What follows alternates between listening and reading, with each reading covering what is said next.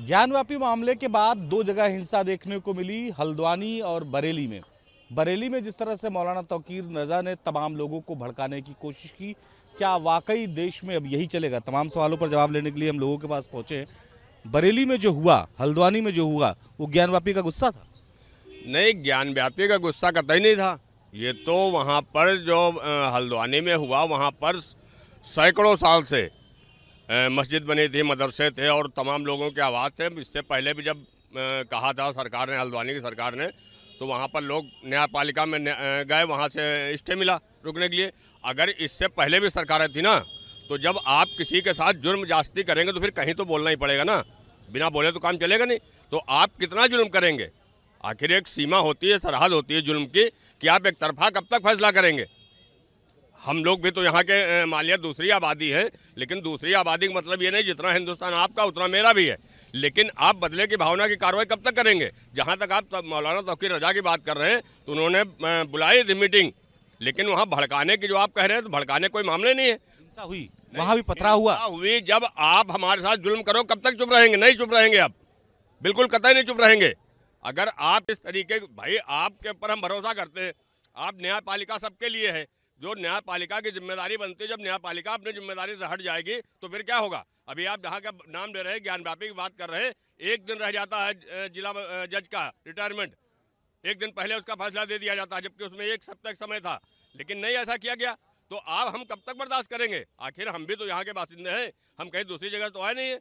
तो हमारे साथ जब तक इंसाफ चाहिए, इंसाफ क्यों नहीं होगा? इंसाफ नहीं होगा तो हल्द्वानी जैसी घटना, बरेली जैसी घटना होगी।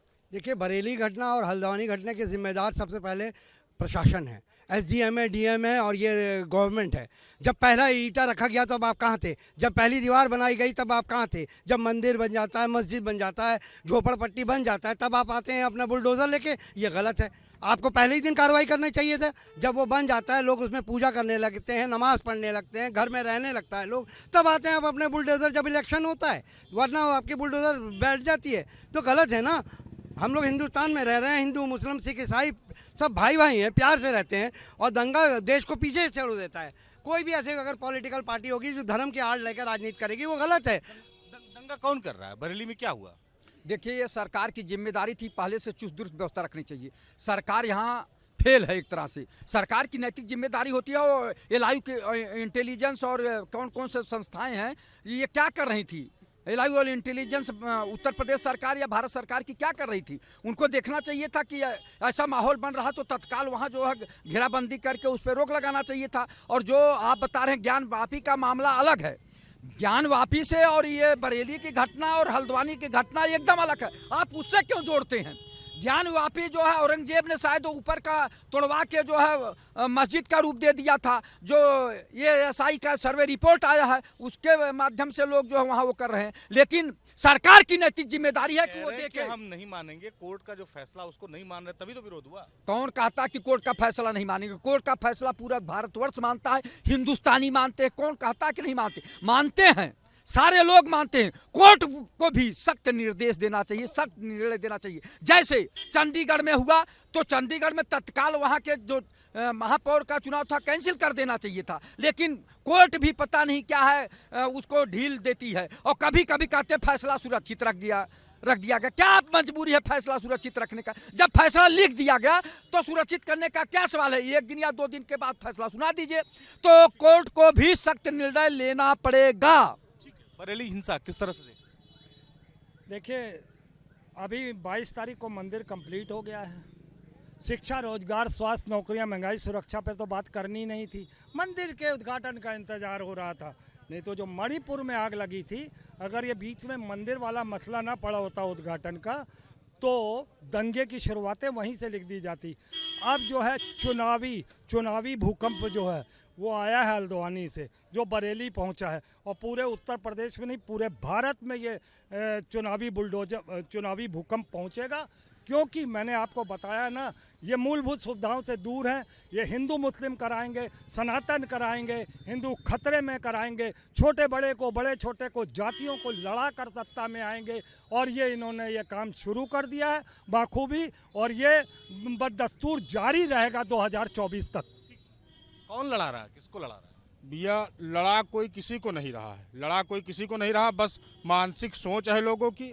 और मैं तो कहता हूँ जो मौलाना है, जो आतंकी मानसिकता के लोग हैं, वो एक नवाज के जो एक पुण्य स्थल है, नवाज के अड्डे को एक दंगा मानसिकता पैदा करने, लोगों को जो है मानसिक माइंड मेकअप करके उनको वहाँ से दंगे के लिए तैयार करके लॉन्च कर दिया जाता है।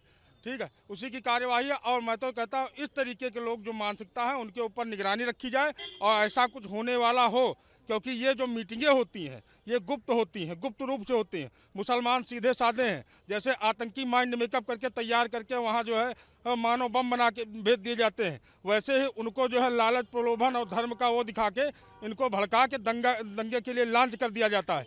इसमें कोई किसी, अब ये बताइए, सरकार की ज़मीन, रेलवे की ज़मीन थी, किसी कौन सा धर्म कहता है किसी दूसरे के किसी सरकार मतलब ज़मीन में आप और उनके मुस्लिम धर्म, जो मुस्लिम धर्म के गुरु हैं वो भी कहते हैं कि गैर जो विवादित ज़मीनें हैं और उसके बाद दूसरे की ज़मीनों पर मस्जिद बना के वहाँ नमाज अदा करना गलत माना जाता है। लेकिन आज उसी पर नमाज अदा कर रहे हैं। आज सरकार ने अपनी, रेलवे ने अपनी ज़मीन मांगी और कोर्ट द्वारा जो है वो भी हुआ, तो उसके बाद विवाद कैसा? ये लोग क्यों दंगे की राह अपना रहे हैं? क्यों दंगा हो रहा है? नहीं, दंगा देखिए, कुछ जो विपक्ष के लोग हैं जब से सत्ता से बाहर हुए हैं तब से उनको लग रहा है जो देश में अमन चैन बना हुआ है, योगी सरकार, मोदी सरकार ने, और उत्तराखंड में जो पुष्कर सिंह धामी की सरकार है, जो दंगा मुक्त प्रदेश का लेकर, दंगा मुक्त देश का लेकर जो भाजपा मिशन चल रही है उसको खाली खंडित करने के लिए, क्योंकि 2024 का चुनाव आ गया है, विपक्ष के पास कोई मुद्दा नहीं रह गया है, जनता के बीच में जाते नहीं, अपनी आवाज़ उठाते नहीं, कार्यकर्ताओं की कमी है। तो इस तरीके के पहले भी आपने देखा होगा CA/NRC का जब आंदोलन हो रहा था, या किसान जो हमारे देश का मासूम बेजुबान था, उसको भी विपक्ष ने भड़काने का काम किया, उसको उत्तेजित कर दिया, इतना उत्तेजित कर दिया कि दिल्ली पे जाकर लाल किले पर हमला कर दिया, हम लाल किले को कब्जे में ले लिया, जिससे देश में कितना नुकसान हुआ। इस तरीके का काम जो विपक्ष के लोग जो है पुशअप करने का काम करते हैं, इनके पीछे एक साजिश होती है, साजिश के तहत ये काम करते नहीं तो इतना अल्पसंख्यक समुदाय इतना भय वो जो होता उग्र नहीं होता जिस तरीके से अब देखने को मिल रहा है। लोअर कोर्ट के बाद session court, high court, supreme court, तमाम कोर्टें हैं, आखिर पथराव क्यों? पथराव भाई, आपके मान लिया चाहे लोअर हो, सेशन हो या हाई कोर्ट हो, जब इससे पहले भी ये महाराज जी कह रहे हैं कि वहाँ पर रेलवे की ज़मीन है, 500 साल से वहाँ लोग अपने डॉक्यूमेंट दिखा रहे हैं, समझ रहे हैं? तो जब आप वहाँ पर मानने के लिए नहीं तैयार हैं, हमारे पूर्वजों की वहाँ पर अगर चीज़ें हैं और हम अपनी चीज़ पे रह रहे हैं, ये तो खाली इनको कहने की बात है। लेकिन हम न्यायपालिका पे पूरा भरोसा करते हैं। हम तो कह रहे हैं संविधान, देश जो है संविधान चलेगा, लेकिन संविधान दोनों तरफ से लागू होता है, एक तरफ से नहीं लागू होता है। अगर जितनी आस्था आपको संविधान पे है उतनी मुझे भी है, लेकिन मेरे साथ अगर आज देश के अंदर जो मुसलमानों के साथ बदले की भावना से कार्रवाई होती है, इस पर आवाज़ उठानी पड़ेगी। आप इंसाफ करिए, अगर आप किसी जिम्मेदारी के पद पर बैठे हैं तो आपकी जिम्मेदारी बनती है आप दोनों पक्षों को इंसाफ दीजिए। लेकिन आप जब एक तरफा हो जाएंगे तो फिर मुझे, मेरी जिम्मेदारी है, मेरी मजबूरी है कि मुझे आवाज़ उठानी पड़ेगी। संविधान की रक्षा पेट्रोल बम हाथ में लेके नहीं हो सकती। आप ये बताइए, जिस तरह से बरेली में हुआ, हल्द्वानी में हुआ, क्या वाकई कोई किसी को भड़काने की कोशिश कर रहा है? चुनाव से पहले लोगों को बांटने की कोशिश? चुनाव को लेके वैसा कोई बात नहीं है, ये अपने में गुमराह लोग कर रहे हैं। चुनाव से लेके कोई ऐसी बात नहीं, ये अपनी अपनी सोच है। हाँ, चुनाव को लेके नहीं बता रहे हैं, इनके सवाल का जवाब दे रहा हूँ। ठीक है, 1950 में हमारा देश आज़ाद हुआ था। ये 500 साल पहले जो है समझो ब्रिटिश शासन और मुगलों की बात कर रहे हैं, उस समय के कागज लेकर दिखा रहे हैं। ठीक है, जमींदारी विध्वंस अधिनियम लागू हुआ था। ठीक है, उसमें सरकारी ज़मीनें चिन्हित के, सरकारी ज़मीनें भी चिन्हित हुई थी, शायद इनको मालूम नहीं है। और जमींदारी विध्वंस अधिनियम के बाद जो ज़मीनें जमींदारों से ली गई थी वो सभी को बांटी गई थी और सभी धर्म के लोगों को बराबर मस्जिद के लिए भी दी गई थी। आप उस सरकारी ज़मीन में मस्जिद क्यों बनाए? भाई कांग्रेस के आप दामाद रहे, आपको कांग्रेस ने दे दिया मस्जिद बनाने के लिए, आप उस पर सरकारी ज़मीन पर मस्जिद बना के बैठे हैं, तो कोई मतलब सरकार कोई आवाज़ें नहीं उठाई। बहुत सारे मुसलमान भाजपा में भी हैं। किसी दल को लेकर जो है लगातार आरोप लगता है कि बांटने की कोशिश कर रहा है। कौन है वो दल? भाई सीधे सीधे जिम्मेदारी बनती है। अभी जैसे कह रहे भाजपा, उसमें कांग्रेस के दमाद मुसलमान, मैं तो कह रहा हूँ आज की तारीख में आप लिस्टेड कर लीजिए, भारतीय जनता पार्टी से ज़्यादा मुस्लिम दमाद किसी पार्टी में है ही नहीं। पहले उनके खिलाफ आप करिए ना, क्यों नहीं कर रहे उनके खिलाफ कार्रवाई? भारतीय जनता पार्टी से ज़्यादा कोई मुस्लिम, आडवाणी जैसे, मुरली मनोहर जोशी जैसे तमाम लिस्टेड कर लिए, कितने दमाद हैं। लेकिन आप पहले उनको तो टारगेट करिए ना, उनको नहीं टारगेट करेंगे, दमाद तो बना लेंगे। लेकिन मुसलमानों से बड़ी नफरत है, लेकिन दमाद बनाने में कोई नफरत नहीं होगी।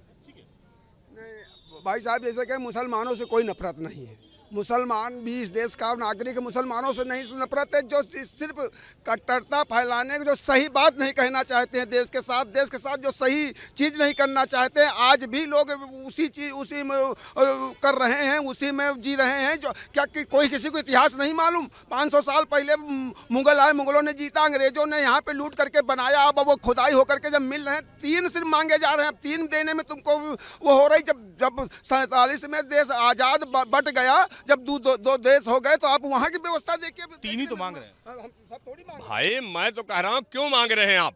जब आपको सब कुछ पता है, आपकी सत्ता, आपकी सरकार, आप ले लीजिए 300 ले लीजिए। इनसे पहले भारतीय जनता पार्टी के नेता, आरएसएस के नेता कह रहे हैं कि एक वो उसका है सुदर्शन न्यूज चैनल का, वो तो 3000 की बात कर रहा है, तो वो भी इन्हीं की सांठगांठ में है ना। आप क्यों नहीं ले लेते? हम आपका क्या कर सकते हैं? कहते हैं माझी तेरी कश्ती के तलबगार बहुत हैं, माझी तेरी कश्ती के तलबगार बहुत हैं, इस पार कम उस पार बहुत हैं, और जिस शहर में खोली है तूने शीशे की दुकान, उस शहर में पत्थर के खरीदार बहुत हैं। ये सिर्फ 20% लोगों को सिगुफा है, सिर्फ वो देश को अराजकता में, आतंकवाद में घुसेड़ना चाह रहे, घुसेड़े ही हैं, समझ गो। और उसी का खामियाजा सनातन भुगत रहा है, और उन लोगों की अब राजनीति नहीं चलेगी। सिर्फ 20% लोगों ने तुष्टीकरण नीति करके उसी समाज के 80% लोग आज हमारे साथ जुड़ रहे हैं, इसीलिए जुड़ रहे हैं क्योंकि हमारी वो है, समझ गो। तो उनको भी वंचित रखा गया, उनको भी पत्थर के लिए वंचित रखा गया। बात बहुत साफ है कि अगर कोर्ट का कोई फैसला आता है तो उसे कोर्ट में ही चैलेंज किया जा सकता है। हाथों में पत्थर लेकर उस फैसले को जो है विरोध नहीं किया जा सकता। इसके बहुत सारे संवैधानिक तरीके हैं। हालांकि जिस तरह की घटना बरेली में हुई, हल्द्वानी में हुई, उसको लेकर जनता में गुस्सा भी है। लखनऊ से उड़न दीपक राणा के साथ निखिल शर्मा, न्यूज़ स्टेट उत्तर प्रदेश।